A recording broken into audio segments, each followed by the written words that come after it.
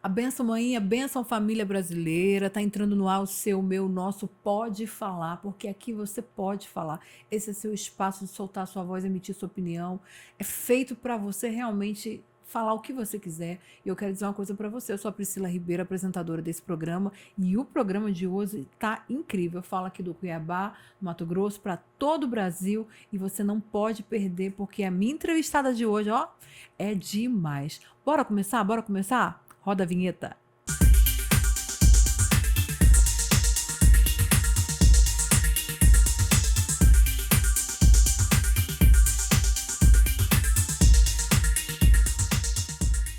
Ei, pessoal, deixa eu pedir um favorzinho aqui pra vocês. Nunca pedi nada pra você, né? Segue a gente nas redes sociais, ó.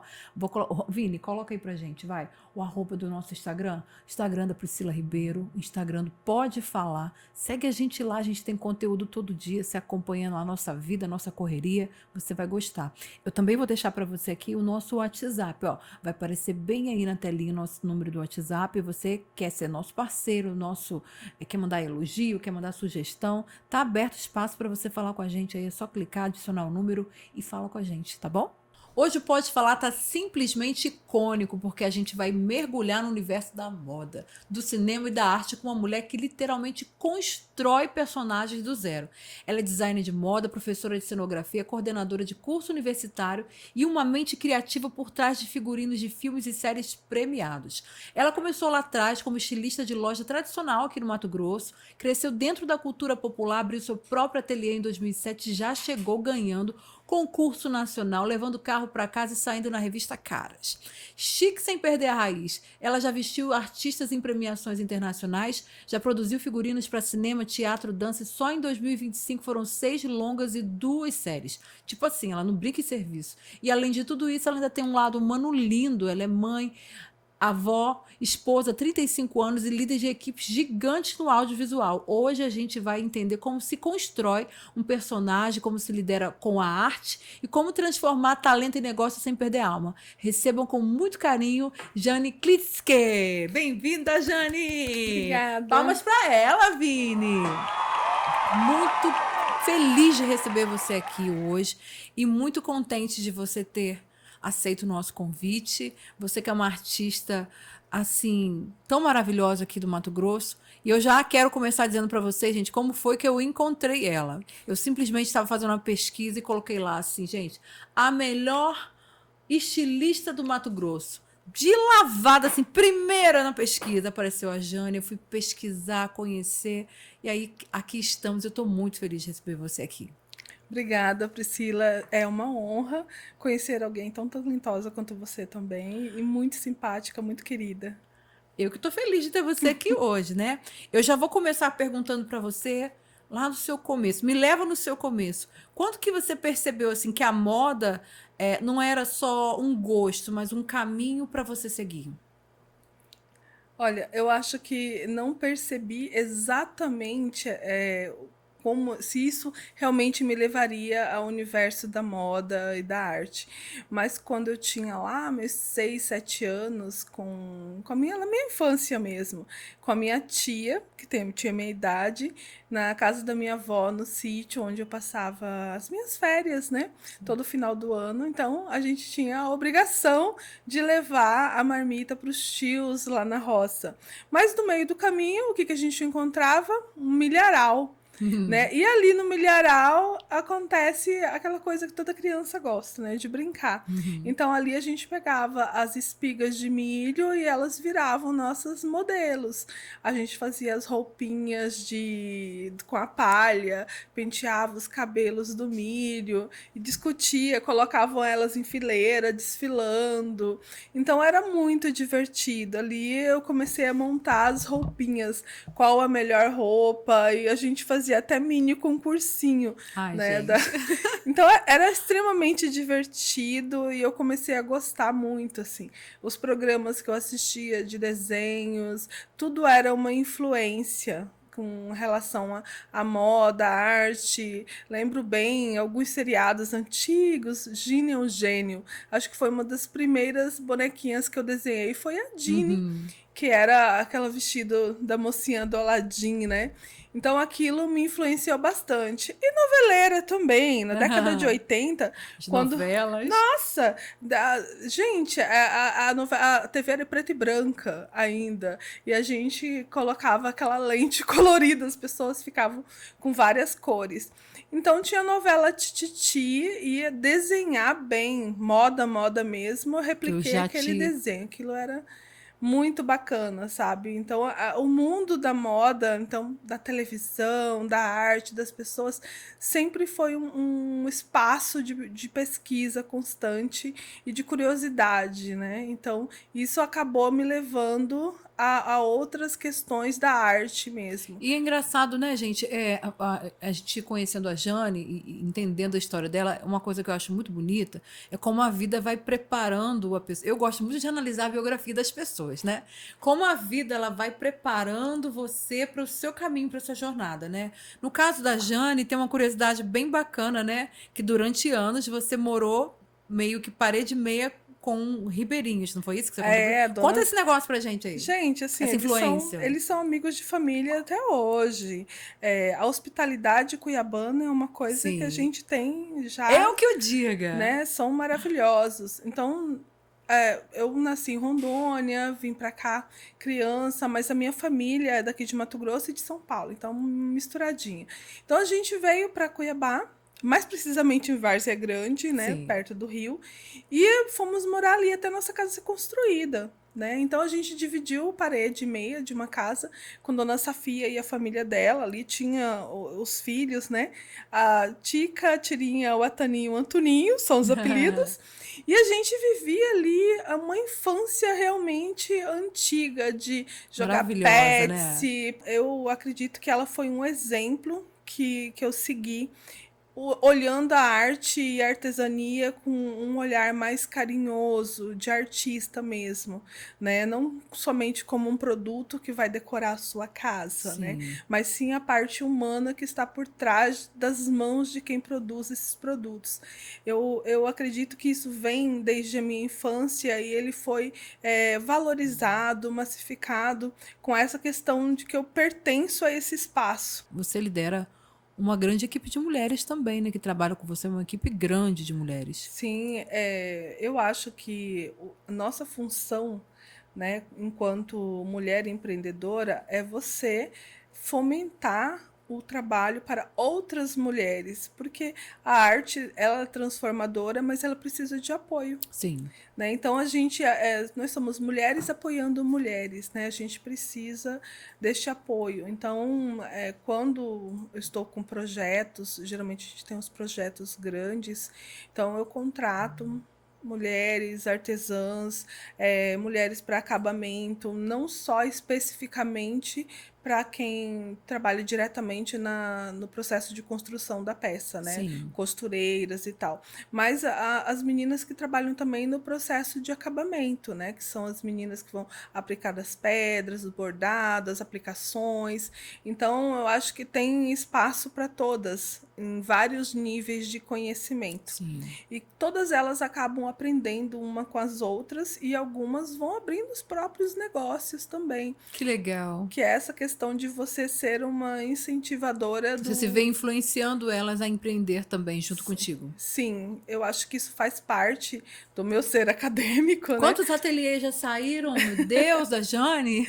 Olha, muitas, assim, como professora e como coordenadora do curso técnico em designer de moda, na Unifac, então a gente tem ali um trabalho de nicho mesmo, porque o trabalho na área da moda, ele é totalmente nichado, são algumas pessoas que têm interesse, mas muitas trabalham e não têm oportunidade de uma educação tradicional. Sim. Né? Às vezes por ser mãe, por ser avó, por ter os filhos pequenos, então a educação ela acaba sendo deixada de lado. Eu digo digo sempre que isso também me move, que eu venho da educação tardia, né? Então, me casei muito cedo, tive filhos, em prol do trabalho, do sustento da família. Então, os estudos ficaram em segundo plano. A gente Sim, não deixa de estudar informalmente, mas o estudo formal, ele acaba sendo deixado de lado, sim, né? E aí, muito mais tarde, 15, 20 anos depois, houve essa questão de como eu posso ter uma educação tradicional, né? Aí vem assim parte da minha história, né? Que eu comecei a trabalhar como estilista em loja tradicional de aqui em Cuiabá, Casa Aberta, ela é né? aberta até Sim. hoje, Aham. né? Foi Então lá o eu seu início. foi lá, bem lá no comecinho, quando eu entendi que eu queria ser estilista, trabalhar com moda. Fala pra mim assim, só pra poder fazer esse momento na sua carreira, assim, esse ponto. Qual foi o momento assim que você foi lá na Caso Aberto que você identificou, opa, isso aqui é profissional. Cheguei num ponto que não tem mais como voltar atrás. Ou não, ou você já entrou com esse pensamento totalmente, vou viver de arte, farei arte.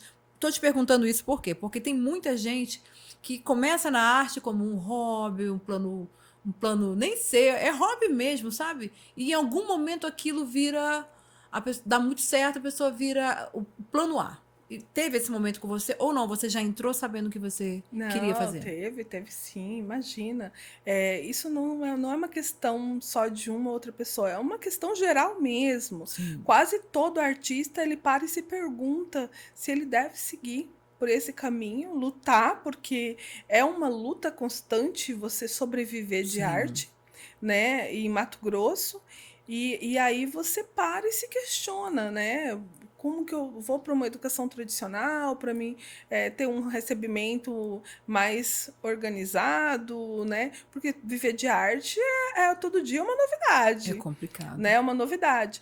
Então você precisa ter muita determinação, estratégia, e os conhecimentos são múltiplos. Para você Sim, formar um artista, não é uma base não tem uma única diretriz, né? Você tem que ter uma amplitude de conhecimento muito grande, porque você tem que dominar todo tipo de técnica, né? Para você se sobressair ou para você se firmar no espaço pequeno que você sim, quer ou grande, não importa, né? Ou ser artista, não importa o tamanho do seu sonho, sim, né? Mas para você conquistar é árduo, gente. Não tem vitória sem luta. Eu desde pequena, eu comecei a desenhar muito cedo, então você até me perguntou sobre políticas públicas, acho que até sim, cabe. Eu sou uma pessoa que utilizou de tudo isso, né? sim. Os cursinhos de prefeitura, os cursinhos de Isso governo, aí. os centros comunitários, né? Tudo eu usei para poder ampliar o meu conhecimento. A gente vem de uma família simples, então não tinha essa disponibilidade financeira nos campos do privilégio que a gente tem Sim, hoje. Então foi uma luta mesmo, assim, cada espaço que eu conquistei foi com luta, não foi nada trazido de mão beijada para mim. Mas eu acho que isso acontece com quase todos os sim. artistas, né? Então, pequena eu já comecei a me interessar. Fui fazer cursinho de pintura, curso de desenho, curso de tricô, crochê, todos os Tudo que cursos tinha que você aberto puder assim, imaginar. você fez. Fosse gratuito, lá estava eu, entendeu? Então, entre os horários do divertimento com os colegas, o estudo, ajudando meus irmãos e minha mãe, eu estava lá. E a pessoa que mais me incentivava era minha mãe, Sim, né? Então eu desenhava no guarda-roupa, nas paredes. A única coisa que ela fazia é ir lá, nossa, que lindo esse desenho na parede de casa. Então eu acho que a família também é incentiva. responsável por você seguir ou não o seu caminho Sim. artístico, sabe? E é uma dor muito grande de muitos Sim, artistas, né? Não ter o apoio das pessoas que mais amam, né? Que mais poderiam afirmar nelas essa identidade, às vezes não ter esse apoio é uma dor muito grande. Você concorda é comigo? triste, mas eu entendo, né? Os pais, eles não querem que os filhos sofram, né? O que eles Cada um sofreram. vai ter que ter a sua luta, mas eles não querem. Então você tenta trilhar um caminho, né, para o seu filho, colocar o direcionamento para que eles não sofram, porque você trabalhar com arte, você vai encontrar tempestade, não é pouca. Vai. né? Então, aí vem os pais tentando lutar ali no jeito deles, no pensamento deles. Então, eu entendo totalmente essa preocupação, mas entendo também que o caminho de cada um é construído por si. Uhum. Né? Então, você tem que fazer suas escolhas e você tem que sustentar as suas escolhas. Cabe a você ser o maior incentivador de si próprio, né, nessa Sim, é jornada. porque só você vai trilhar esse caminho, ninguém trilha por você. Sim. Né? Então, quando você faz uma escolha, esteja atento para que você consiga ir até o fim dos seus objetivos. E assim, não é um caminho reto, sabe? A gente passa por cursos, aperfeiçoamento, treinamento. O empreendedor, ele vai por muitas vias para um objetivo final. Às vezes você interrompe no meio do caminho, entra um outro projeto, muda algum tipo de projeto, depois você caminha por ele de novo. Se você olhar no fim, né, no que, por exemplo, no que eu me encontro agora, todos os caminhos diferentes que eu trilhei me trouxeram até aqui. Né? Então, os caminhos, eles não existe um caminho certo ou errado. Desde que você esteja fazendo isso com uma consciência de valores, consciência das coisas que você precisa fazer que sejam boas. Sim. Então, eu acho que é o certo, sabe? A minha vida toda, eu sempre quis trabalhar com arte. Eu sempre quis viver de arte, mas eu sempre me perguntei se isso seria possível, Sim. sabe? Você, principalmente na década de 80, 90, tudo muito difícil, o nosso começo muito difícil. Então, para mim, era complicado, essas perguntas surgiam a todo momento. Enquanto isso, eu fui caminhando onde eu achava que eu estava perto do que eu queria fazer, mas ainda não seria algo que eu queria fazer. Né? Eu trabalhei de vendedora, depois fui gerente de loja, depois eu fui gerente de fábrica. Então, eu fui caminhando. Cada passo que eu dava, eu sempre dava um jeito de colocar a arte próxima. O que eu acho que também trouxe para você uma visão muito macro, né, de todo esse ambiente da moda, da arte, né, porque você veio atravessando por vários caminhos, né, que são muito necessários para construir uma visão geral, total, muito ampla, né, sobre o seu próprio universo. Você não é um personagem, uma pessoa que começou aqui e aí foi ali, não. Você vem de uma jornada muito rica, né? Você não tem essa impressão? Quando eu escutei essa história, eu falei, nossa, é uma jornada de uma artista, né? De uma construção de uma grande artista. A gente não é da escrita somente, né? A gente vem ali de um trabalho de construção mesmo, passo a passo.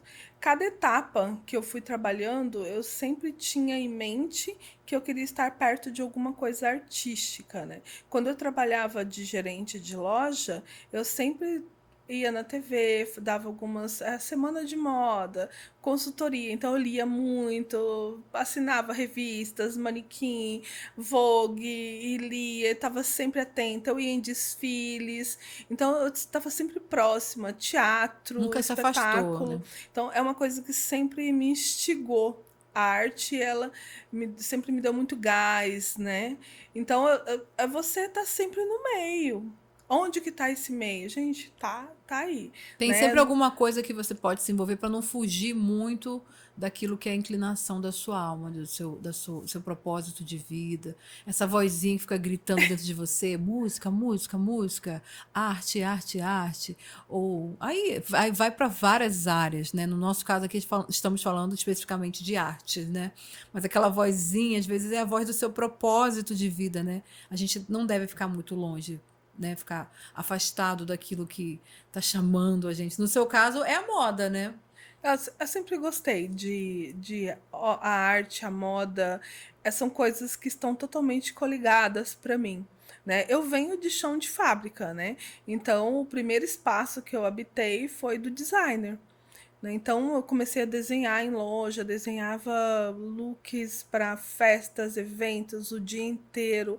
Ali eu tive proximidade com a matéria-prima, com os tecidos, como Uhum. cortar, como modelar, largura, tudo. Então essa visão técnica dos materiais foi algo que eu tinha esse anseio, né? Então na loja eu vou conseguir identificar esses materiais. Então, só que eu não queria conhecer somente os materiais por si. Queria saber qual que era a fibra, qual que era o fio, quanto que custava, qual que era a composição.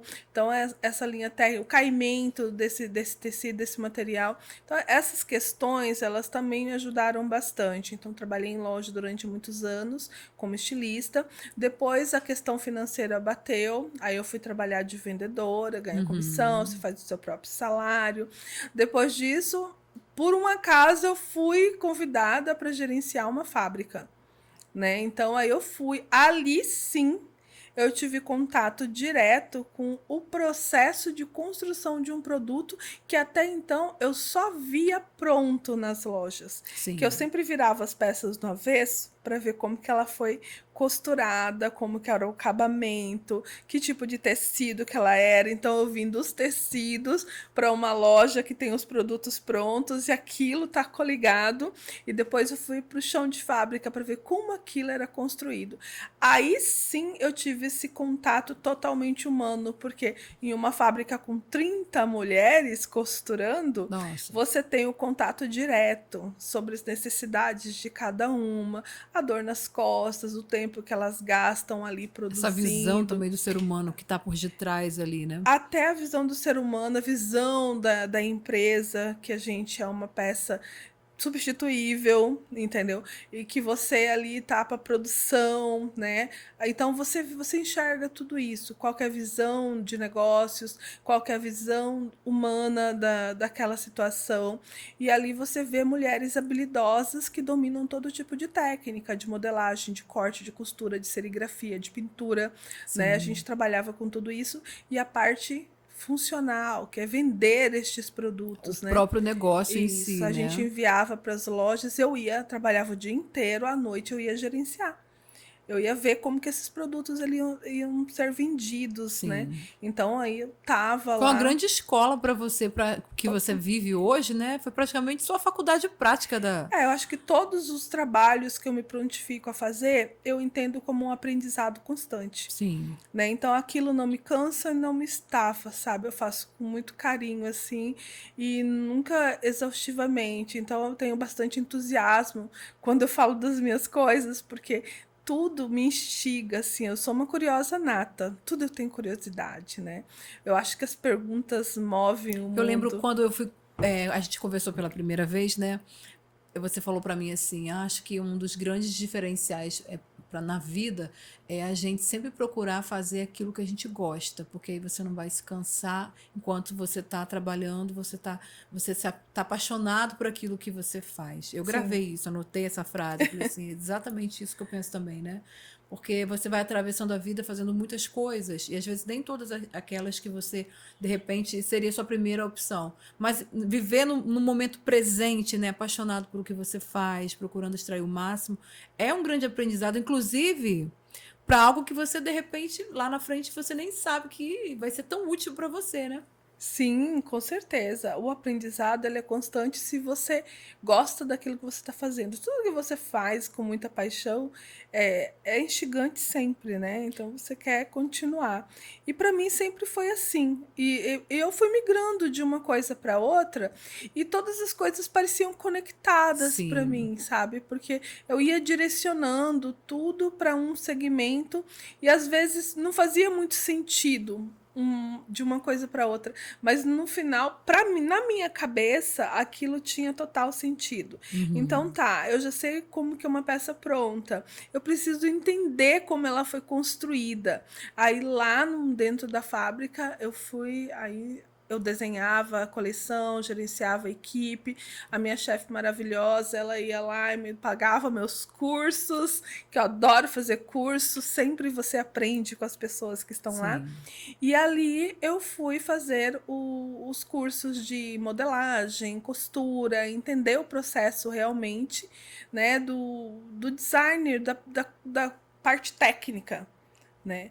Só neste momento eu comecei a pensar o quanto a minha educação estava sendo necessária. Sim. Né? À medida em que eu ia crescendo, né, enquanto designer, sempre tinha um questionamento: qual a faculdade que você fez? Eu falei: não, eu sou autônoma, autoral, né? Eu tenho um conhecimento mais empírico. Isso passou a não ser o suficiente. Não para mim, Sim. mas para as pessoas que questionavam. Então, virou uma necessidade. Sim. Né? Então, eu falei, em vez de reclamar, vamos procurar resolver essa questão, né? Eu queria fazer moda, não tinha curso aqui. Aí, quando teve, eu já estava trabalhando demais. Eu lembro dela falando, quando eu cheguei aqui no Mato Grosso, a arte era mato. Tudo era tudo mato. Tudo mato. A gente foi assim, ó, limpando o espaço para poder construir de verdade. Agora, fala para mim uma coisa. Essa virada de chave que teve na sua vida profissional, com o concurso que você ganhou da Adriane Galisteu, né? Vista Adriane Galisteu. Conta pra gente esse momento. Isso, e foi uma espécie de por acaso também. A minha chefe, ela me inscreveu num concurso lá em São Paulo, Vista Adriane Galisteu. A gente tinha que produzir peças para enviar, para participar. Era um concurso nacional, Sim. né? Então, nunca, imagina. Falei, vamos participar, né? A gente tem que participar das coisas. Aí, ganhei. Né? Eu não acreditei na hora, eu fui convidada para ir, eu fui para lá para receber o prêmio com a Adriane, né? Saiu na revista Cara, gente. Saiu toda bonitinha, tirei a foto com ela, fiz o merchan, né? Ganhei o carro e olhei para aquele carro. Eu falei assim, nossa, sabe assim, você ganhar um concurso nacional é algo que você estando aqui, nesse momento, né? Trabalhadora, ganhou um concurso Prestígio, nacional. Falei né? assim, nossa, que legal. A primeira coisa que eu pensei foi assim, o que eu vou fazer com esse prêmio? O que eu vou fazer com esse prêmio, né? Vou transformar isso em algo. Foi quando eu resolvi, assim, me deu, acho que o start que precisava. Então, eu tenho espaço no meu conhecimento para me viver do que eu sei fazer de criativo. Foi nesse ponto que você decidiu, vou abrir meu ateliê. Eu vou abrir meu ateliê. E foi usando o carro que você fez isso? Usando o carro. Que maravilha. Aí eu comprei as máquinas, né? Fui trabalhar.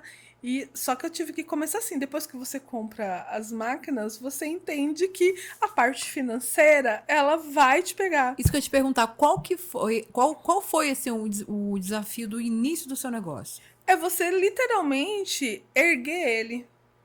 Você criar uma estrutura. Quando você não vem de uma família privilegiada, do banco de privilégios, você precisa lutar arduamente para pôr a comida na mesa, né?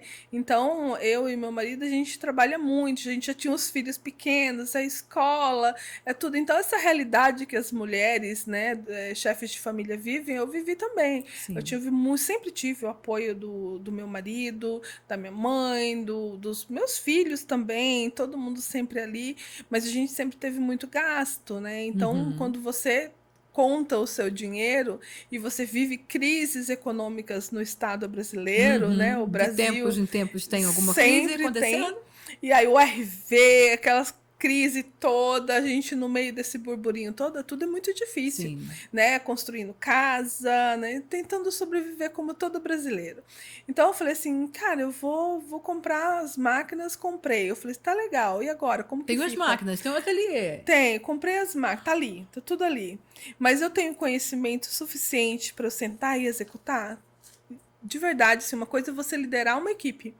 Outra coisa é você não tem capital e você ter que produzir para você vender e você usufruir daquilo. Sim. Então, é totalmente diferente. Aí caiu a ficha da construção do negócio. Caiu a ficha que eu não tinha essa verba, entendeu? A realidade assolou ali, mas a gente é brasileira, a gente não desiste nunca.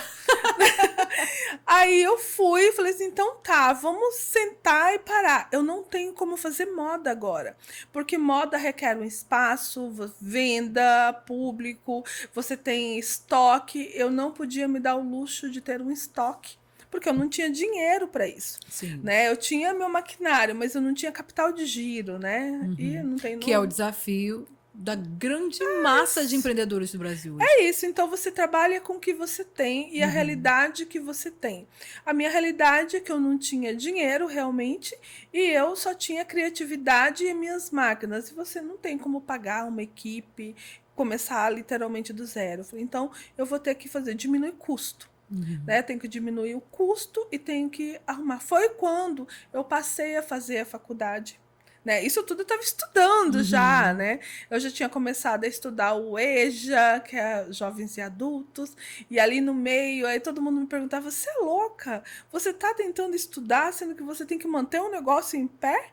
Nossa. Eu falei, eu ouvia isso, e isso era extremamente pesado, né? Eu ouvi muito isso, né? Você devia estar se preocupando Ou às vezes com o até seu escuta assim, negócio. pra que estudar se você já tem um negócio? Também, né? Isso eu ouvi, mas a questão era mais você sabe o que você está fazendo, você não sabe administrar. Então, assim, as coisas negativas elas vinham muito, principalmente porque quando você trabalha fora, você tem mais seguro, tudo, então é tranquilo. Aí de repente tudo aquilo muda e você fica com aquele peso nas costas. Esse peso eu senti muito, entrei num pouco de depressão, porque você passa a se questionar. Será que eu realmente sou capaz? Será que eu posso fazer isso? E, de novo, quem foi meu banco de apoio? Sim, minha mãe. Ela falou, você consegue. Né? Eu me emociono quando eu falo da minha mãe. Porque ela é a pessoa mais maravilhosa desse mundo. Dona Luz, linda. Isso. Ela falou para mim, falou assim, ó, filho, você consegue. Né? Você consegue e você só tem que não desistir. E ali eu comecei a trabalhar com as roupas. Mas ainda não dava, era tudo muito difícil, muito difícil. E aí, lá na faculdade, a minha coordenadora, Verena Fazolo, maravilhosa, é a coordenadora do curso de moda, ela me indicou pro time de futebol americano Cuiabá Arsenal. Tava assim, ganhando todos os prêmios aqui, campeonatos, maravilhoso. Como designer para um figurino não, um uniforme. Eles falam farda, né? Uma farda nova pro time. Né? E aí o presidente do time, o Orlando, ele me chamou para conversar comigo, porque eu fui indicada pela Verena como boa designer, né? E pediu para mim fazer o desenho do novo uniforme. Eu falei, tá bom, fiz, ele gostou. Aí eu falei assim, gente, eu tenho uma confecção, né? Eu falei para ele, eu falei, você não quer que eu faça o uniforme? Ele falou, não, é pouca coisa, a gente já faz aqui e tal, precisava de um desenho novo. Eu falei, se eu fizer um protótipo, você gostar, você pode produzir alguma coisa comigo? Aí ele falou assim, olha, 8, 10, talvez, é pouca coisa realmente. Não sentiu muita confiança em mim enquanto confeccionista, né? Eu tô, assim, só para pegar esse nicho, né, esse ponto aqui. Você criou uma oportunidade ali. Você veio, né, para desenhar e aí, falou, como aquela mente empreendedora, criando uma oportunidade. É isso, aí? entendeu? Aí eu fui e prototipei em uma semana o uniforme. Inclusive, ele que me deu um pedaço do tecido que ele tinha e me emprestou alguns uniformes que ele considerava de alta qualidade. Aí eu fui em empresas de bordado aqui, fui fazer os bordados, patch aplique, e tanto é que era pintado, né? Alguns eram com aplicações. Aí eu fui desenvolver uma modelagem, né? E produzi o protótipo, mandei fazer a gola de tricô, igual as americanas também. Fui numa loja, falei, tem tricô. E eu tinha visto numa semana anterior, lá na Poesia? Na Poesia. Eles tinham uma empresa que fazia, não sei se é Poesia ou Fátima, que faziam tricôzinhos, uma maquininha de fazer tricô.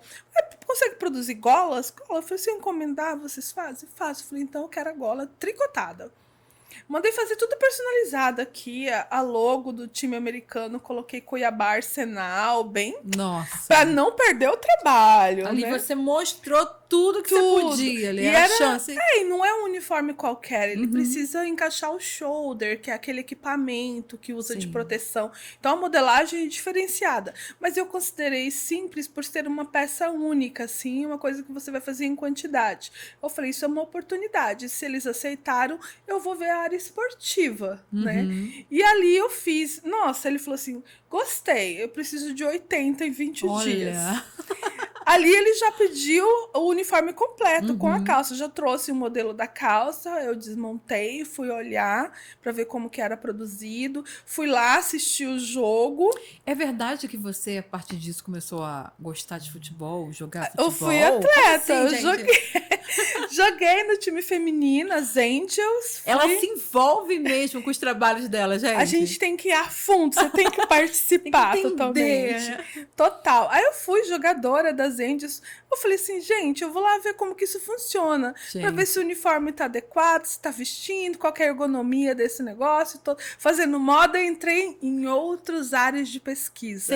Ela mergulha mesmo, né, dentro do universo que ela está envolvida ali Ai, nas produzindo. aulas de modelagem, a professora falava o tempo todo, e a ergonomia, como está? Né? Tá vestindo corretamente ou só tá bonito? Porque na moda, às vezes, a gente deixa a parte ergonômica de lado e vai só pra estética, né?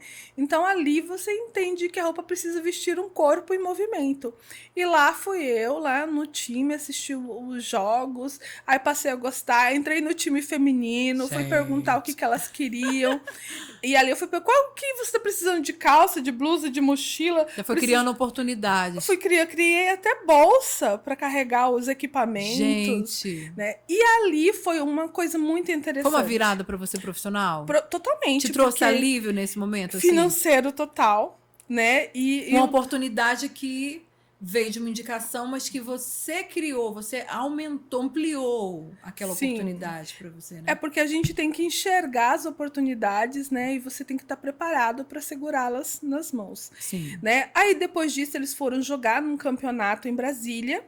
E lá em Brasília o time, que é o Tubarões do Cerrado, viu esse uniforme deles, gostou, eles me indicaram, ele chegou aqui e falou, tem uma encomenda para você. Ai, gente. Não, ele foi uma pessoa incrível, o presidente Orlando. Eu falei assim, o que é? Ele falou assim, o time do Tubarões do Cerrado que é o uniforme. Eu não entendia nada de organização sobre isso. Planilha, pranchetas, tamanhos. Eu falei, eu não sei. Ele falou assim, eu vou fazer o seguinte, você é muito criativa, mas você não tem essa parte administrativa. Eu vou criar um modelo para você. Chama um dos meninos lá do departamento, ele montou um planilhamento para mim com o nome do atleta, o nome que vai na camisa, o tamanho, a cor, uma planilha. Legal. Eu uso essa planilha até hoje. Né? Montou e me deu. E falou assim, você precisa divulgar o seu trabalho. Eu falei, divulgar onde, gente? Do falecido Orkut. Eu não tinha nem computador. Orkut aqui da época do Orkut, levanta a mão. Gente, eu falei, Orkut? Ele falou, eu falei, tem uma conta? Eu falei, eu não sei, eu não sabia de nada. Isso? Dificuldades tecnológicas da pessoa de mais idade, né? E lá fui eu tentar levantar, fiz uma conta no tal do Orkut, ele falou assim, tá aqui as fotos, me deu as fotos que eles tiraram lá, profissionais, já coloquei, aí de cara, eu fui, depois que o Tubarão do Cerrado jogou, a seleção brasileira de futebol americano se interessou pelo uniforme do Cuiabá Arsenal, e ele me indicou novamente, e eu fui fazer lá pro Rio de Janeiro, para o campeonato nacional. Que legal. A seleção brasileira vestiu o meu uniforme. E aí, lá na faculdade, a Verena me ajudou a fazer a modelagem. Então, eu usei a faculdade para poder criar o protótipo da seleção. Nessa época, eu estudava lá na Unic. Né? E eu fiz os moldes lá, tudo, mandei o protótipo, eles aprovaram. Aí eu comecei a fazer muito uniforme. Eu fiz uniforme para 23 times no Brasil, São Paulo, Rio, Nordeste, tudo. Praticamente dominou os times todos. E eu fiz para Bolívia, fiz para Uruguai, fiz para o Paraguai, para 3 times, né, nesses países. Então, para mim, eu achei que eu ia trabalhar na área esportiva. Aí vem a vida e traz para ela uma nova oportunidade. Que eu quero perguntar para você, que foi outro ponto de virada para você, né? Foi. Essa parte dos filmes, essa produção, né, cinematográfica que você atua com tanta maestria. O filme Rondo, o Grande Chefe. O que ele representa para você? O que ele despertou em você?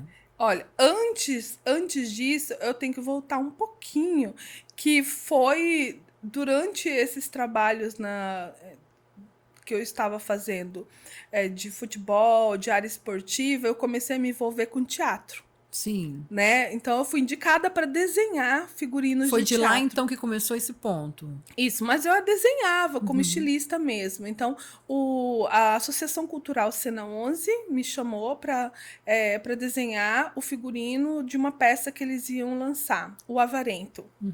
né? Então, aí eu desenhei e acompanhei a produção. E depois disso, eles pediram para poder fazer o desenho de um outro projeto, que foi o livro de Jó, que é inspirado num espetáculo, né? Que vem do teatro da vertigem, que é você ao encontrar espaços abandonados na cidade para poder fazer arte e teatro. Uhum. Então aí eu comecei a ir nesses lugares e comecei a desenhar. Eu falei assim: ah, eu quero produzir o figurino desse espetáculo. Ele Uhum. falou: tá bom. Né, o diretor Flávio Ferreira, ele é uma pessoa que eu vou citar muito aqui, Uhum. porque ele foi uma pessoa maravilhosa assim na minha vida artística, né, como artista, não só para mim, mas muitas pessoas. Ele foi a pessoa que me incentivou em todos os projetos, inclusive no audiovisual. Sim. Porque eu comecei a fazer os figurinos para o Cena 11, e aí eu fiz, acho que a gente tem mais de 30, 40, 50 espetáculos produzidos com o Cena 11, até hoje eu produzo para o Cena 11, desde 99 para cá. Nossa. E continuo fazendo, né? Inclusive, a gente tem um espetáculo que a gente vai lançar, Borderline, que é maravilhoso, tem 60 anos depois, que está num internacional já, né? Que nós fizemos um documentário, né? E tem outro, a Mulheres da Terra, então muitos espetáculos super relevantes que fala sobre as questões de Mato Grosso, de mineração, dos indígenas, etnias, então são espetáculos altamente relevantes. E foi ele que me indicou para a produção dessa minissérie Rondon. Nossa. Eu tinha uma pesquisa sobre Rondon que eu fiz por fazer, né? Isso que eu ia perguntar para você aqui, para quem não conhece, para quem não é da área, como que nasce a construção de um personagem para você, de um figurino de um personagem para você? Como a minha primeira casa é o teatro, então o processo de construção do personagem para o audiovisual é um pouquinho diferente. Sim. Né, todos artisticamente, claro, mas o teatro ele é muito muito emocional e então tudo é mais amplo, porque você vai falar diretamente ao público, né? E é mais longe o espaço, né? Claro que a gente Uhum. tem os palcos de arena, que é tudo bem próximo, onde o público interage, mas todo personagem é construído a partir de uma distância. Então, Sim. o figurino ele precisa ser pensado tecnicamente para trocas muito rápidas Uhum. e conforto, e ele tem que atender à necessidade, às vezes, não de vestir, mas vestir a narrativa que um personagem vai construir. Então, o figurino, ele fala também, ele também narra parte da história. Sim. Aí ele precisa ser pensado não somente para aquele ator vestir em Uhum. cena, mas o que esse figurino vai contribuir para a existência daquele personagem, para a relevância, né, daquele personagem. Interessante, né? Então aí você tem que assistir os ensaios, você precisa também ter, você tem que participar da construção daquele personagem do início. Uhum. Né? Então, uma peça de teatro é ensaiada por meses até Sim. ela ir ao público. E todas as vezes que ela é apresentada, é uma apresentação nova, que às Uhum. vezes muda o público, muda a dinâmica, muda a experiência que o público tem e a relação que ele tem com aquele espetáculo. Então, tudo é sempre uma novidade. E tem uma distância, então você produz peças que precisam ser vistas a uma distância de 10, 15, 30 metros. Né? Então, o figurino ele precisa ser pensado para a luz do palco, precisa ser pensado para o olhar do público e para o campo de visão que a plateia tem desse personagem. Tem que ser funcional. É funcional, narrativo, emocional. Ele precisa ser construído para que tenha toda essa dinâmica, né, de necessidade daquele Sim. personagem com relação àquele figurino. Então, quem faz as coisas de uma maneira mais superficial, ou até de uma maneira sem muito aprofundar nesse conhecimento, né? De investigar, de estudar, de participar, de se envolver, não tem o mesmo desempenho, Na né? verdade, Dessa entrega que você dá. ele cumpre o ato de vestir o Sim, corpo. Mas no teatro é não é muito só mais que isso. isso, né? Você veste a alma daquele personagem. Deixa de existir o ator, a pessoa do ator, e entra o personagem, né? Então, o quanto do personagem você enxerga naquela cena, o figurino contribui para a existência dele. Né, para essa narratividade. E aí você tem que dialogar com a iluminação, com a iluminação, você tem que dialogar com o público, você tem que. Tudo isso precisa ser uma performance que tenha uma coesão. Né? E a iluminação ela é tudo, mas tem a parte também sonora, né? Da sonoplastia, que também contribui, às vezes, com o figurino. Às vezes, assim, o farfalhar de uma saia ela pode ser amplificada pela sonoplastia se a Uhum. intenção é esse farfalhar em cena. Sim. Né? Então aí você tem que ter o conhecimento daqueles materiais. Qual material para construir uma saia que vai dar essa sonoridade em Que cena? bacana, né, gente? Não, é muito Que incrível, assim, é uma lindo. coisa assim muito É um boa universo para a muito cabeça. rico, né? E quando você constrói, por exemplo, eu quero um vestido, alguma coisa. Você também tem, assim, alguma questão psicológica por detrás de você tentar, por exemplo, a pessoa vem até você. Tipo, eu estou aqui na sua frente. Jane, por favor, me vista para um evento assim, assim, assado, né, e tal. Você, enquanto está conversando comigo, você também tem essa construção, essa observação psicológica, ela tem um perfil mais assim, mais essa... Porque você sabe que há roupas que não combinam com pessoas. Você tem essa ideia ou não? Ou Sim, não? claro. A questão é que a gente fala assim de designers distintos, né? Uhum, Quando você está falando, por exemplo, de uma grande marca, ela tem um perfil de uhum, consumidor e ela criou uma estética própria. sim, Então, as pessoas que se identificam com aquela estética, por exemplo, vai ser a cliente dela. sim. Mas aquela roupa não foi pensada especificamente para essa pessoa, mas atende ao desejo dela de se parecer e ter aquele produto assim, né? Uhum. Agora, quando você tá assim, corpo a corpo com com uma cliente e que você precisa desenhar algo para ela, você tem que levar em consideração que você está criando para esta pessoa para um determinado uma determinada ocasião. Entendeu? Aí você tem que levar em consideração a personalidade dessa cliente, o ambiente que ela vai estar, né? E o desejo dela enquanto pessoa para aquela ocasião. O que, que ela quer? Tem gente mais extravagante, tem gente mais clean, mais discreta. E aí você coloca também o seu olhar artístico no Uhum. processo de criação. Sim. Olha quanta coisa você O tem que nível de juntar. entrega da Jane é muito alto, vocês não estão entendendo, gente. Então você tem que levar todas as questões. Como estilista, eu estava o tempo todo conversando com as clientes. Então eu sou quase uma psicóloga, né? Aham. Então a pessoa sentava e falava: olha, eu tenho uma festa, eu tenho um evento, mas eu não gosto de decote, eu não gosto disso. E às vezes ela precisava exatamente de um decote para valorizar, né? Mas aí você argumenta algumas coisas, outras você leva em consideração, e às vezes você faz alguns questionamentos que leva a pessoa a questionar também, a experimentar algumas coisas Se diferentes. desafiar o novo. Vamos lá, vamos Por que colocar um não? ombrinho de fora e tal.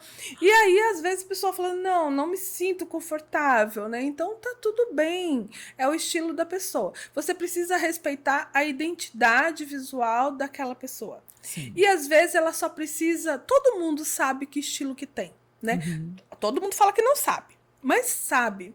Você sabe do que você gosta, do que você não gosta, do que No te fundo, faz no fundo, a feliz. gente, eu não me sinto bem com essa Eu gosto roupa. mais de conforto, eu gosto mais, eu não gosto de tanta extravagância, eu sou uma pessoa mais básica, né? Então as pessoas usam palavras genéricas para descrever algo que é muito profundo. Captar isso é uma arte também, você não Por acha? quê? Porque assim, a sua essência tá no que você apresenta, literalmente. Não é o mais importante, porque o que você veste não traduz o que você é capaz, Sim. né? Mas ele te ajuda a se sentir confiante, te ajuda a se sentir confortável diante de algumas situações. Então, você vestir algo que te deixa mais confiante é muito bom. né? Então, algumas questões, a gente tem aí a análise de cores, né? Você tem aí quais as cores que melhor combinam com você, que tipo de peças te deixa mais confortável. Você é uma pessoa mais de trabalho, uma pessoa mais festiva. Você quer colocar a sua essência em tudo? Você pode colocar a sua essência em tudo, né? Sua estética. Às vezes você tem uma estética tão singular que não importa o estilo que você vista, sempre vai ter a sua identidade marcante Uhum. ali nas peças que você Sim. usa. E você ter um conhecimento disso é poder. Entendeu? É muito bom. Porque aí você se sente tranquila para vestir e ir em qualquer ambiente, estando do jeito que você realmente se sente bem. Né? Porque você passar por uma consultoria de repente e vestir algo que é adequado a uma determinada função, mas você não se sente confortável, é como se você vestisse roupa de outra pessoa que tem um estilo Sim. diferente do seu, Exatamente. né? Então é importante você saber quem você é, né? Como pessoa, como profissional, Não, e o entendeu? profissional que vai vestir você, você tá falando isso aí, eu tô lembrando do filme que eu assisti com a biografia da Celine Dion. E ela tinha um amigo dela que era o maquiador cabeleireiro dela que andava com ela, viajava com ela. E teve, acho que a premiação do Oscar que ela ganhou com o Titanic, a música do Titanic, né? E ela recebeu no dia um vestido assinado por um grande estilista, tal, tal. E quando ela viu o vestido, ela não gostou, não gostou mesmo. Ela ficou assim. Só que de antemão, esse maquiador dela, o cabeleireiro dela, já tinha levado um outro vestido reserva com ele, que ele já conhecia o estilo dela, o gosto, tudo por estar próximo, ter esse olhar, né? E aí ele Personal, né? trouxe esse vestido para ela. Ela vestiu, ficou feliz, foi cantar super confortável, ganhou lá a premiação e tudo, e saiu Isso. O maravilhosa. que não quer dizer que o vestido não era espetacular e não iria Sim, ficar espetacular nela, mas ela não criou uma identificação com com aquela aquela roupa, estética. E isso é exatamente. importante, a gente tem que dar o crédito para o nosso gosto pessoal, Sim, sabe? Ninguém é obrigado a entender de moda, a entender de tecido. Então, cabe a um profissional fazer a orientação correta e sempre sugestionar. Sabe, eu acho muito arrogante quando você diz para uma pessoa: olha, você tem que fazer isso, você tem que se vestir assim. Porque assim, é muito raso. Você tem que ter uma relação com a sua cliente, né? Se você for uma designer, mais próxima, saber os gostos, saber as necessidades, saber se ela realmente vai se sentir confortável, para que ela se sinta bonita de fato. não, e até esse conforto que você, essa cumplicidade, essa aceitação que você tem de um profissional, esse conforto que você cria, essa identificação com aquele profissional que está te atendendo, e isso eu trago para roupa, cabelo, tudo que é algo mais personalizado, que vem como até como um serviço para você, em algum dado momento, quando aquela pessoa te atende dessa forma, tem esse olhar para você, ela vem, te sugestiona algo diferente, você tem toda a confiança de dizer: "Poxa, essa pessoa é tão maravilhosa, ela me entende, está me sugerindo fazer algo diferente, eu vou confiar, eu vou fazer." A gente esbarra em algumas coisas assim que chama ego, Uhum, né? Então, o artista, ele tem um ego, né? sim, Você se distanciar desse ego não é uma tarefa fácil. A gente, enquanto artista, a gente quer a nossa criação em plenitude. E não funciona assim, sim. né? De repente você se debruça numa pesquisa, passa dias, meses nessa pesquisa, você apresenta, aí vem o diretor, vem aí os atores e Corta fala aquilo. assim: olha, é lindo, mas eu não vou usar, eu não quero isso Não arrastando. estava pensando Aí desse você jeito. argumenta, porque é uma seleção de argumentos, né? Você tenta convencê-los. Aí você tem que experimentar isso e tal. Por isso que é importante, às vezes, você participar dos ensaios, né? Sim. E aí você argumenta, mas às vezes não há argumento que dê jeito e você precisa mudar todo o seu projeto. Nossa. Entendeu? Nossa, isso pro ego do artista é terrível, terrível. Aí você precisa repensar, né? Vamos começar de novo? Vamos começar parcialmente? E Vamos mudar o que você acha precisa que ser parte do mudado? sucesso de um grande artista, principalmente da sua área, tem a ver com você saber lidar com esse ego? Sim, tem a ver, super. Porque você precisa entender que você não é o único no universo, né? E que a sua criação, ela deixa de ser sua a partir do momento em que ela passa a existir. Entendeu? Porque quando você cria um projeto de espetáculo, você às vezes se debruçou numa pesquisa, você está ali na sua parte, né, de criação e tudo, e você tem a sua percepção. Sim. Quando aquilo entra no corpo do ator, ele põe a percepção dele sobre aquela veste. Aquele figurino, ele passa a ter uma identidade totalmente diferente Sim. daquilo que você projetou. Entendeu? Porque o ator, ele vai colocar humanidade naquele figurino. E isso faz com que tudo mude, tudo, absolutamente tudo, né? E a visão do diretor, ela recai sobre todo o resto. Então, quando você assiste, você fala assim: nossa, então é isso.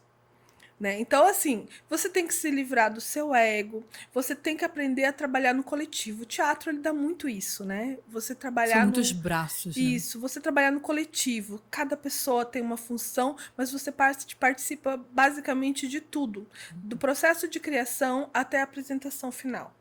Né? Até a guarda dos figurinos e tudo mais. Né? No audiovisual, ele é um pouco mais técnico. Né? Porque assim, a gente está lidando com um volume muito grande, valores bem mais altos. Sim. Né? E são questões financeiras, a gente está numa outra prateleira. E essa prateleira, ela requer que você tenha controle de tempo. Tudo, milésimos de segundos são calculados. Uma cena tem que ser gravada durante 5 segundos, mas ela vai ser gravada durante 3 dias.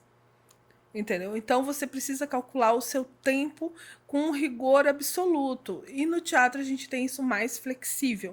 Então, eu aprendi a lidar com a questão do tempo, e é uma dificuldade, porque a gente trabalha com muitas coisas.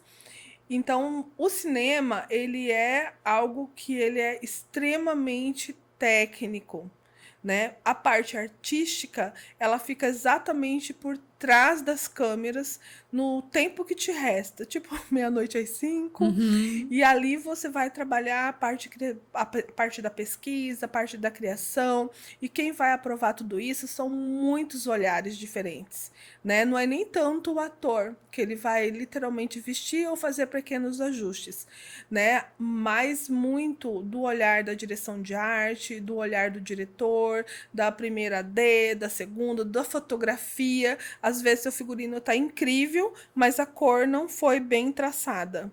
Né? Você tem uma paleta para seguir, mas de repente aquela paleta falhou por algum motivo. A fotografia vai vir e vai falar assim: essa cor não entra porque vai estourar, essa cor não entra porque vai morear, essa cor não entra porque vai estar no cenário todo, tá assim. Então você tem que ter uma relação muito próxima com a direção de arte que vai fazer o cenário.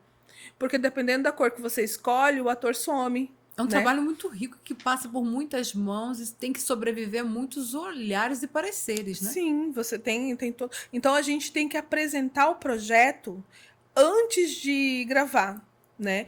Enquanto no teatro a gente experimenta em tempo real, no cinema você apresenta tudo antes, na pré-produção.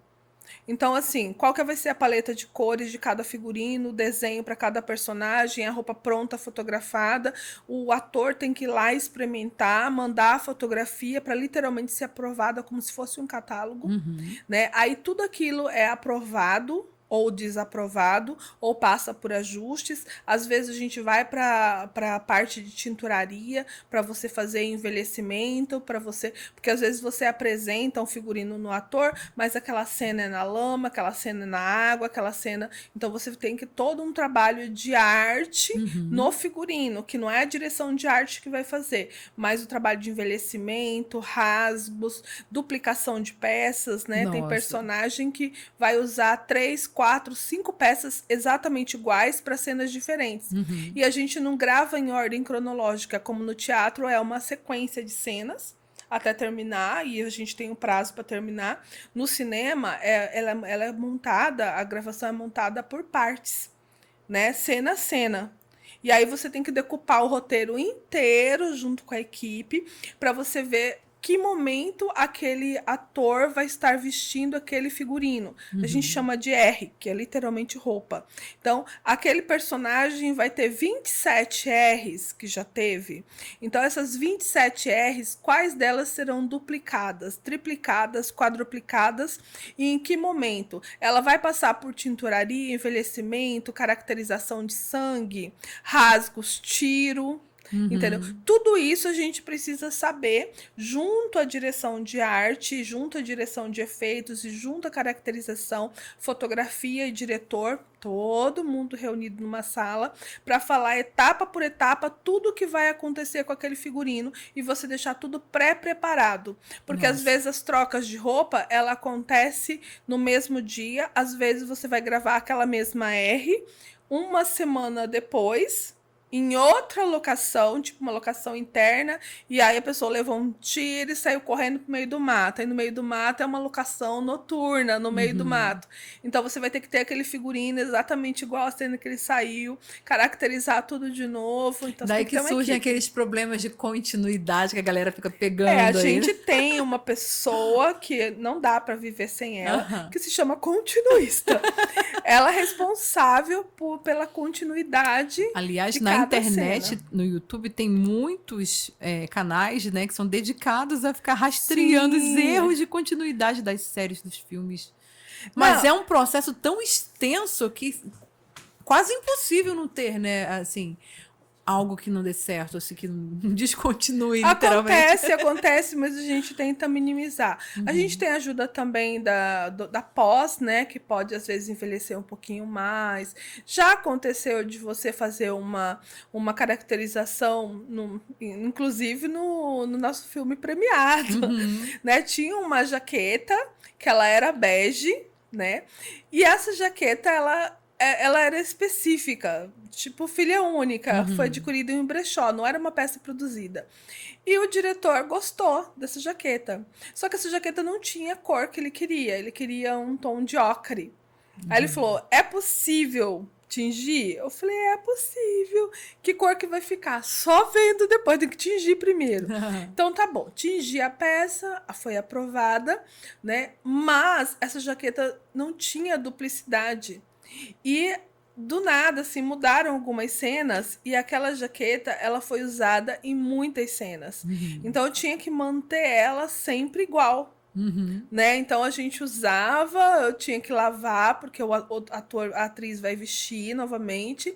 Então a tinta artesanal, sabe? Você tinha que fotografar ela certinha, do jeito que ela foi tirada ali, e fotografar todos os detalhes, todas as manchinhas e repor novamente para a cena, que às vezes era no dia seguinte. Nossa, que trabalho. Né? Peças de sangue, a mesma coisa, ó, levou um tiro, aí tem que usar aquela mesma peça, o sangue seca, a caracterizadora, a maquiadora vai lá e ela vai repor o sangue ali, não pode errar. Às vezes você vai precisar de duplicada, triplicada, porque em 5 Tipos de Medo a gente teve a cena da cadeia em que o ator, ele era o xamã, ele era perfurado com um lápis. Então, foram 8 Rs. Só dele, fora do João, que é o ator que fazia o Murilo. Então, assim, 8 Rs. Cada plano tinha que mudar, porque tinha que começar do início, tinha que estar limpa. Só que a limpa caracterizada. Então, aí a gente tinha 4, a gente tinha previsto 4. Aí chegou, precisa de mais tomadas, né? Como que vai providenciar? Aí o diretor veio, perguntou, o Bruno Bini, como que tá aí, Jane? A gente tem mais camisetas para fazer mais algumas cenas? Eu falei, a gente vai providenciar. Tinha camisetas novas, a gente tinha que envelhecer. Enquanto as outras 4 foram tingidas com cebola e tudo mais, quem foi meu parceiro no figurino do filme foi o Júlio Tavares, maravilhoso também. Então, ele já tinha feito a caracterização de cebola, tudo. Ali eu tinha que produzir a mesma camiseta igual, só que eu não tinha tempo. Então, eu usei o quê? Eu usei café, sem açúcar, né? Coloquei no borrifador e fui envelhecendo rapidamente. Mais um take, vai preparando as outras camisetas. E assim a gente Quer fez dizer, aquilo. por mais programação que você tenha, por mais organizada que você seja, a arte é isso. Vai rolar sempre um Sim, improviso. pode acontecer de um sapato Não tem pra onde correr. arrebentar, você ter que consertar na hora, não pode vazar marcas, né? Então você tem que ter as fitas para poder estar cobrindo marcas e etiquetas, né? Tem muitas roupas que você pega às vezes emprestada, alguns parceiros, né? A Casa Prado foi nosso parceiro no filme também, para os ternos caríssimos, né? Então você tem que ter todo um cuidado com essas peças, você tem que ver sapatos também. Então, muita coisa a gente faz aquisição, né? O meu acervo, eu tenho um acervo pessoal com mais de 10 mil peças. Nossa. Porque você precisa o tempo todo. Não dá para você não tem verba para poder produzir do zero. Você tem que ter um acervo para poder locar mesmo, senão fica inviável você produzir. Tem cenas que a gente trabalha com 100 figurantes. Você tem que vestir um a um e vistoriar todo mundo, e você tem tipo X tempo, ó, é 1 hora, é 45 minutos para todo mundo estar pronto. Então você tem que ter uma equipe de prontidão. Eu tenho as minhas assistentes, coordenadora de figurino, tem assistente 1, 2 e 3, tem lá aderecista, tem a base, que é o ateliê. Meu ateliê funciona como base dos filmes. Sim. A gente vai produzindo em tempo real. Eu ligo, ó, preciso de uma camisa, mando desenho, produz isso aqui que eu vou precisar para amanhã ou depois de amanhã. Tem ator que chega, às vezes vai fazer a prova de figurino muito em cima, aquela peça pode não servir nas medidas que foram enviadas, né? Tem medidas que vêm pra gente de agência quando o ator é global, e essas medidas já estão desatualizadas. Medidas desatualizadas foi o hype de hoje, gente. Medidas desatualizadas. Já tive diferença, assim, de... Tipo não... assim, engordou, emagreceu. Tem medidas que tá assim desde quando a pessoa entrou na agência, 30 anos atrás. Aí a pessoa já tá com 2 números diferentes, né? Isso aconteceu em Rondon. O ator, ele veio de fora e ele estava com 2 medidas a mais e o figurino inteiro estava produzido no tamanho. Aí eu, espertinha, achando que estava abafando, produzi um número maior e falei, se for menor, só ajusta, né? Menina, era 2 tamanhos de diferença. Ele chegou 8 da noite, a gente ia gravar às 5 da manhã, Rondon. Nossa. No meio do nada, a gente tava lá no Manso, no Morro do Chapéu. Eu levei máquina de costura em lancha pra lá, de industrial, porque Nossa. aquelas pequenininhas de mão não dá ia dar. conta, não. Aí você vê aquela de brinquedo. Então parece máquina de brinquedo, aquelas domésticas, assim, que todo mundo ama. A gente começa por ela. Depois você olha e fala assim, minha máquina de brinquedo. Eu preciso de uma máquina industrial lá, com peso enorme. Cada uma faz uma função, você precisa de várias. Então, assim, aí eu levei a equipe, levei tudo e comecei a produzir. Em 5 tipos de medo, como a base era mais próxima, então as meninas ficavam produzindo no meu ateliê em Várzea Grande, e aí o motorista ficava indo e vindo. Então, assim, foi desafiador e, assim, um filme incrível. Ficou o resultado... Queria que você falasse um pouco mais pra gente de como esse filme mudou, assim, a sua vida, como ele foi tão importante na sua carreira. Gente, ele é o primeiro... A gente teve outros trabalhos premiados também, mas 5 Tipos de Medo foi um filme premiado nacionalmente, né? Pela qualidade do filme, pela montagem. Então, ele levou 4 estatuetas. Então, assim, é muito orgulho de um trabalho que foi muito bem feito. Né? A direção, o diretor Bruno Bini, ele é um diretor artista. Sim. Ele é um diretor artista, porque o olhar dele cai em tudo. E ele também é diretor de fotografia, então não passa nada batido por ele. Cada corzinha é pensada assim, a gente faz, como se diz, um tom pode ser importante. Uma cor, você vai ter que dar conta disso. Então, assim, você tem que estar aberta para você estar trazendo tudo isso, e você tem que fazer tudo isso muito rápido, né? Porque o tempo é muito curto. Né? Então, eu acredito que você ter uma boa relação com os diretores de teatro, né, como do cinema, é algo muito bom. Porque é eles que vão dar a diretriz e o tempo, o time, sabe? De como que você vai trabalhar. né? A gente teve vários outros diretores, mas eu posso citar também um filme que também foi lançado agora, Sim. que é O Amor em Movimento. Aí você falou desse filme, né? Que Nossa, tá... lindo! É um filme que ela fala da cultura regional, né? Dos grupos de Siriri, principalmente de um grupo importantíssimo aqui, que é o Flor Ribeirinha, a Associação Cultural Flor Ribeirinha. Então, eles estão assim, eles foram a base do filme, porque a história entre dois jovens adolescentes, ela se construía através de um quintal, Uhum. né? Que é do Siriri. E aí esse filme foi um projeto, né, que era pedido da Globo, então ele está no Globoplay já. Sim. Qualquer pessoa que tenha Globoplay Você pode pode, assistir. pode 5 assistir. tipos de... Não, Cinco Tipos de Esse Medo filme tá no cinema. tá no cinema? No cinema nacional do todo o país. Sim. E, inclusive, aqui, por favor, assistam Cinco Tipos de Medo para valorizar a Sim. cultura regional, né? Se essa semana a gente lotar os cinemas, a gente tem mais tempo de duração do filme. E é um filme que realmente está incrível, a gente tem críticas maravilhosas sobre ele. E aí, Amor em Movimento é um filme gostoso, um filme maravilhoso, né? Por dois diretores incríveis, que é a Daniela Bertolini e o Perseu Azul. E uma equipe fantástica, assim, né? Os atores são maravilhosos, os atores locais, né? A gente tem André De Luca, que inclusive está em São Paulo, fazendo o trabalho dele. Ele tem um trabalho incrível de humor e letramento racial, que eu acho super relevante. Então, os artistas que eu trabalho têm uma identidade de valores muito alta com relação à cultura e à regionalidade em que eles estão inseridos. Assim. Isso eu acho muito importante, você ter esses valores, né? E aí, quando você é premiado com um trabalho, assim, não desmerece nenhum outro, mas você ganha uma certa visibilidade com relação às coisas que você anda Modifica, né? fazendo. Sim. Né? Então, é bom a gente participar de prêmios, competições, né? Porque isso vai valorizar Valoriza. toda a cadeia produtiva que Sim. teve em volta daquele Fora o projeto. reconhecimento, né? A satisfação pessoal. E eu perguntar isso para você agora. Você vestiu já alguns artistas em premiações internacionais. Como que foi viver esse reconhecimento, assim, de ver sua roupa, né? Sua produção naquele artista? Qual é essa sensação?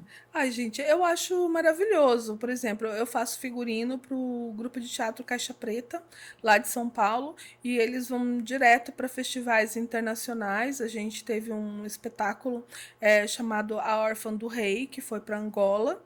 Né, ganhou alguns prêmios lá e apresentações.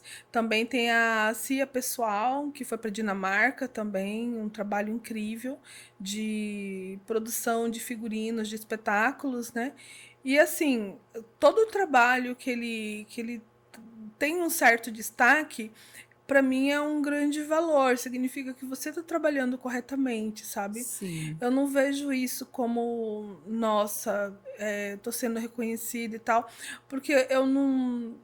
Como que eu vou explicar a minha visão com relação ao meu trabalho? Todo o trabalho que eu produzo, eu não penso se aquilo vai ter uma visibilidade ou não, mas eu quero entregar, não importa se o grupo é pequeno ou grande, eu quero entregar o melhor trabalho. Mas é isso que eu ia perguntar para você, assim. Você, ano passado, você fez 5 filmes e 2 séries, não foi isso? Uhum.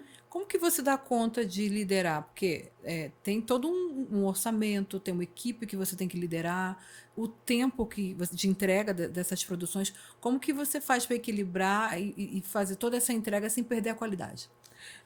Como todo brasileiro, a gente trabalha com déficit, né? A gente é, como diz a Rochelle, né? Eu vou gerenciar essa casa com o que tenho. Como a gente não tem os valores, eles são sempre muito enxutos. Infelizmente, né? Na arte a gente tem que se desdobrar. E se você aumenta a qualidade, você aumenta custo também. Sim. Então você tem que usar muita criatividade. Criatividade é o lugar onde você É o consegue. local, entendeu? E eu não sou eu não me considero uma boa gestora. As pessoas dizem que Uhum. sim, mas eu acho que não, porque a parte financeira sempre foi meu calcanhar de Aquiles, Uhum. né? Eu Acho que de tenho todo artista, né? porque a gente tá ali no processo de criação, você não quer que alguém venha e diz assim, olha, Ah, sinto muito, dinheiro. você não tem verba para poder fazer essa produção que você quer, meu Se eu amor. tivesse mais dinheiro, né? No cinema é a mesma coisa, não é Uhum. diferente. Eles vão jogar a realidade na sua cara, entendeu? Falar, olha, a verba que tu tem é isso. Você tem que vestir 500 pessoas, né? Você fala, oh, como é que eu vou fazer isso? Começa a se virar, você tem que se organizar muito. Você vai direcionar a sua equipe para poder fazer esse trabalho também, né? Vai a galera que vai estar em brechosa, outra que vai fazer empréstimo na cara dura, né? As amigas falam, gente, eu tô precisando de algo. Todo mundo participa, todo mundo ajuda. Aí tem uma assistente que ela fala, eu conheço uma pessoa que tem isso, né? E você, às vezes, você precisa de uma Essa rede de boina. relacionamentos é Você maravilhosa. precisa ter um banco de Sim. relacionamentos. Não é nenhuma É, rede, é um é banco, um né? banco, é um banco. E esse relacionamento ele precisa ser sincero, Uhum. porque as pessoas elas se prontificam a te ajudar se elas acreditam em você, né? Então você tem que ser sincera com o seu trabalho, com as pessoas que estão com você, sobre os problemas que você está tendo, sabe? Não tem como você pintar uma vitrine, né, sobre o seu espaço, sobre a sua vida. Até hoje eu trabalho na minha básica, na minha casa, Sim. por uma questão de simplesmente de que eu não quero me afastar da minha família para ter um espaço em que vai atender a visão e estética de uma outra Sim. pessoa que não seja a mim. Né? Então eu Funciona pra sou você e tá isso. ótimo, Eu né? sou um pouco egoísta nesse sentido. A Uhum. qualidade da minha relação, minha proximidade com a minha família sempre me mantiveram E mais por falar em próxima. família, né? Além da sua mãe, que você já aqui até, né, homenageou, a Luz Linda, né, que foi sua apoiadora, você tem uma família muito estruturada, né? Seu esposo, seus 3 filhos, tem uma netinha também, um netinho, Netinho, né? É o Rafael. Rafael. E como é que eles convivem com esse processo da artista da casa? Gente, eu acho muito interessante, assim, porque todos os meus filhos, eles são bem artistas, assim, têm um talento para desenho, para design, mas eles seguiram caminhos diferentes, né? A minha filha é arquiteta, o outro é biólogo, meu outro filho é advogado, e aí eles têm o trabalho deles, assim, mas não importa o que eu estou fazendo, todo mundo sempre me ajuda. Tem que levar É, alguma coisa? Tem que buscar? Mãe, a senhora tá são onde? envolvidos já na Nossa, equipe. o meu filho, ele tá fazendo já o processamento, eu tô faculdade, aí eu tô dando aula na Unifac, ele liga pra mim, mãe, você tá precisando de carona? Eu passo aí. Aí, às vezes, ele já tá em casa. Que hora você vai sair? Ah, eu saio daqui 9h30, 10 horas. Então, não precisa vir de Uber, eu vou aí te buscar. Porque eu não Uhum. sei dirigir, mulher. Ah, Não sei ainda. Eu comecei a me tirar minha carteira na pandemia. Olha, a quantidade de amigos artistas que não sabem dirigir, é em minha grande. defesa, são Eu muitos. sei, eu comecei a dirigir tarde também, tá? Até hoje eu tô atropelando os quebra-molas por aí. Eu acho que é uma questão de comodismo mesmo, porque enquanto dirigem, eu tô Tem alguém lá dirigindo repassando exatamente isso. Tem alguém coisas. dirigindo pra você? Não, vamos, depois a gente chega lá. É um sonho, chega lá. Sim, então, mas eu preciso fazer isso porque é uma necessidade, né? Hoje a gente precisa aprender. Então eu prometo que este ano eu dou um Aí, jeito ó, nisso, vocês estão vendo? É um compromisso público, tá? né? E vocês vão ver ainda. Olhando assim hoje, para tudo que você construiu e essa jornada toda que você tem na arte, especificamente na moda, o que que move a Jane? Olha, o que me move, eu acho que a arte em si, ela fala por si, Uhum. né? Tem que ter sentido, sabe? Tem que ter um valor agregado.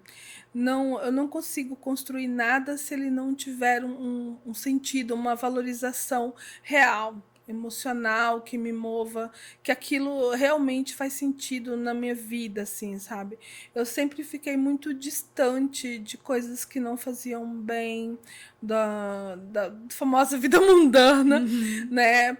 Não porque aquilo não é interessante, mas porque outras coisas me chamam mais atenção, sabe? Criação, desenvolvimento, designer, a cultura, a regionalidade, né? Por exemplo, eu adoro ir no Flor Ribeirinha e ver como que tantas pessoas se unem para poder fazer uma competição de dança popular, Uhum. que inclusive eles são pentacampeões mundiais de cultura popular, e é aqui de Cuiabá, Nossa, que entendeu? Na lindo. beira do rio.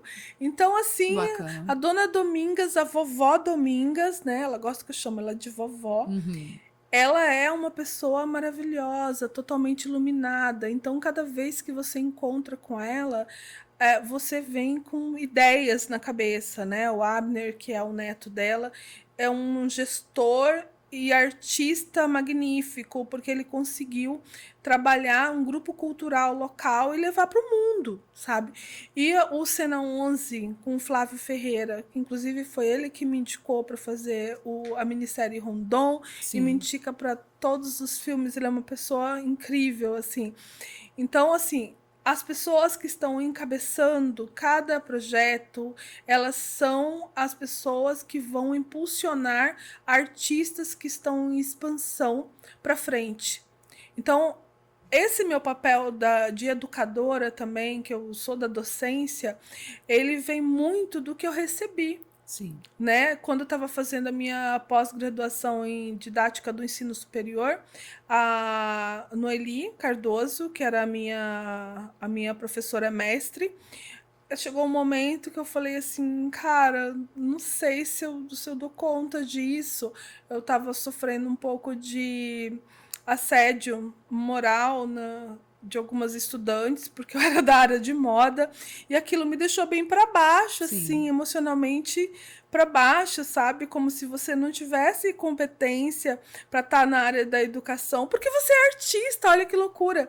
E aí ela falou assim: não, você é assim, você é capaz. Então, assim, as pessoas acreditando em você, ela também te dá uma luz, te dá uma força. Então é importante que você tenha uma rede de apoio, seja familiar, seja de amigos, sabe, de pessoas que estão na área, que diga para você, olha, vai em frente que você pode, você consegue, entendeu? Você não pode nunca desistir, somente isso. Quero aproveitar aqui e já tô indo para encerrar a nossa entrevista, esse momento que passou tão rápido, né? Mas você tem uma jornada vitoriosa dentro da arte, principalmente nesse mundo da moda. E aí, tem muita gente que tem esse sonho de viver da arte, mas tem medo. Se você pudesse dar um conselho para essas pessoas, qual conselho você daria? Estude. Estude muito estratégias, o que é aquele universo, é realmente o que você quer. E experimente, entendeu? Vai lá assistir um espetáculo, vai no Se cinema assistir um envolva. filme, se envolva. Não tem como você manter uma relação de afeto com algo que você não tem contato, né? Então você precisa, qualquer coisa que você for fazer, tira do campo do pensamento e coloca na prática. Vai nem que for um dia, tira, eu vou lá para ver. Entendeu? Eu vou lá para ver. Ah, eu quero costurar, mas eu não levo jeito. Tá, já foi fazer um cursinho? Né?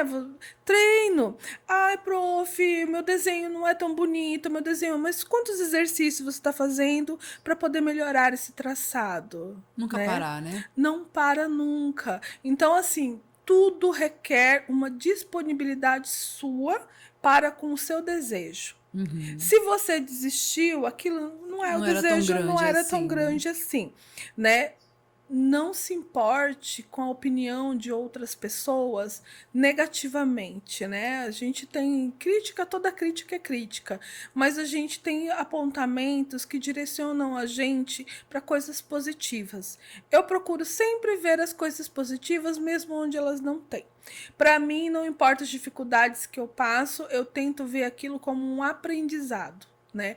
Eu tenho Ah, olha, você não conseguiu, esse ano foi terrível, você não fechou no verdinho, fechou no verde, tá legal, foi difícil, o que que eu vou melhorar o ano que Ano que vem para vem. que isso não ocorra? A gente tem dificuldade com prazos, porque você trabalha com a questão humana, né? As pessoas, elas têm suas necessidades, né? A pessoa, a máquina humana, ela falha, né? E você não é diferente, mas você não pode desistir. Você sempre tem que entregar o seu melhor, tentar honrar os prazos. Os prazos são muito importantes. Eu lido muito difícil.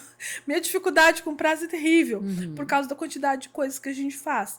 Mas a gente sempre entrega algo extremamente único, com valores agregados, entendeu? Acabamento. A gente pensa em cada detalhe, né? Isso eu considero muito, muito mesmo, porque é você pensar que o seu produto é parte de você. Quando você entrega algo que você construiu com carinho, com amor, a visibilidade que ele tem, como as pessoas olham, muda também, né? Sim. Então, o amor que você tem pelo seu trabalho, pela família, pela sociedade, o meio em que você vive, ele é transformador quando você tem essa consciência e quando você recebe apoio, né? As políticas públicas podiam estar aí pensando numa forma, porque Maior incentivo, né? sim, porque os pequenos Principalmente para os grupos grupos locais, né? eles vivem, não dá para você viver de ingresso, entendeu?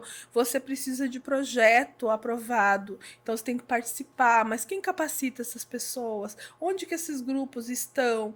Então a gente precisa ter um olhar mais carinhoso com os nossos pequenos grupos, com a cultura criativa, com o processo de criatividade, artesania, os pequenos artesões, né, que estão aqui lutando para crescer. Né? Então, lutando dia a dia, a gente conquista. Não é por mérito nem nada, mas por você querer honrar o compromisso que você tem com a arte e com você mesmo. Certo. E para a gente concluir, quem é a Jane pela Jane? Ah, eu acho que eu sou uma curiosa nata da vida. Né? A vida é extremamente prazerosa para mim. Eu sou extremamente feliz com todos os problemas que existem no mundo e tudo, sabe? É você olhar e sempre ter esse olhar positivo com tudo, assim. Tudo que eu faço me inspira, tudo que eu mexo me inspira a arte, e isso me move. É uma experiência incrível você ter essa questão da arte transformadora, sabe? Porque eu sou uma prova viva de que a arte transforma. Né? Eu sou Sim. uma mudança da arte. E isso é algo que me deixa muito feliz, porque você vai vendo suas alunas, né? Está longe lá, os alunos formados. Prof, montei um ateliê, prof, eu estou trabalhando com designer agora. Aí tem uns estudantes, tem uns alunos queridos que trabalham como assistente comigo também. Eu levo todo mundo pro batente. Uhum. Né? Então aí você vê eles trabalhando no próprio negócio, trabalhando na arte, é uma coisa assim que não tem preço, é o seu legado. Né? O legado da arte é isso, é você deixar seus descendentes, Sim. né? O conhecimento que você adquire passado adiante, assim, é você não morrer nunca, Sim. sabe, como um livro, como um autor de um livro, assim. Então, se você passa o seu conhecimento e ele é aprendido por Você alguém, continua, você se você continua eterniza. vivo. Então, na minha lápide vai estar escrito assim: eu não estou aqui. Maravilhosa. E a gente vai deixar para vocês aqui, ó, de presente alguma das produções lindíssimas da Jane para vocês acompanharem aí. Essas figurinas maravilhosas dos filmes, das séries, as roupas lindas que ela produz.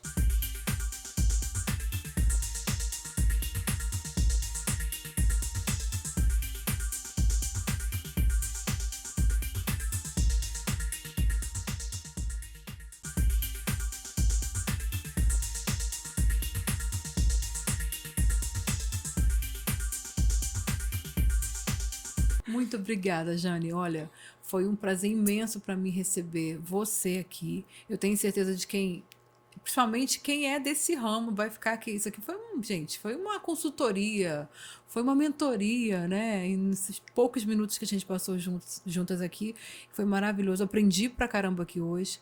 E E desejo cada dia mais sorte para você. Você não precisa de sorte, não, mas Sorte tá sempre é abençoada, bom, né? sempre é bom.